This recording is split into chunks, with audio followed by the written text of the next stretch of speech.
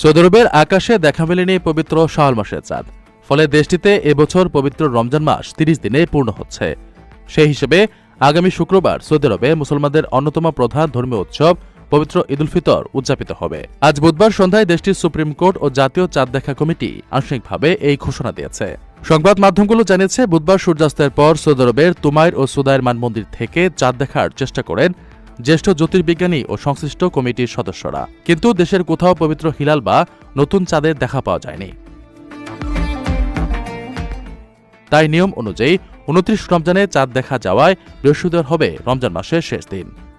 এরপর শুক্রবার থেকে শুরু হবে শাওয়াল মাস এবং উদযাপিত হবে আনন্দঘন ঈদ উল ফিতর। ঈদ উল ফিতর উপলক্ষে সৌদি আরবের মানব সম্পদ ও সামাজিক উন্নয়ন মন্ত্রণালয় সরকারি এবং বেসরকারি খাতের কর্মীদের জন্য আগেই ছুটি ঘোষণা করে রেখেছে। চাঁদ না দেখার এই ঘোষণার মধ্য দিয়ে দেশটিতে অবস্থানরত নাগরিক এবং লাখো প্রবাসী বাংলাদেশিদের মাঝে এখন ঈদের চূড়ান্ত প্রস্তুতি শুরু হয়েছে। সৌদি আরবের এই ঘোষণার পর সংযুক্ত আরব আমিরাত, কাতার, কুয়েত ও ওমানের মতো মধ্যপ্রাচ্যের অন্যান্য দেশগুলো শুক্রবার ঈদ উদযাপনের প্রস্তুতি নিচ্ছে। কারণ ভৌগোলিক ও ধর্মীয় কারণে এসব দেশ সাধারণত সৌদি আরবের সাথে একযুগে ঈদ উদযাপন করে থাকে। এদিকে বাংলাদেশে ঈদ উল ফিতর কবে উদযাপিত হবে তা নিশ্চিতভাবে জানা যাবে আগামীকাল বৃহস্পতিবার।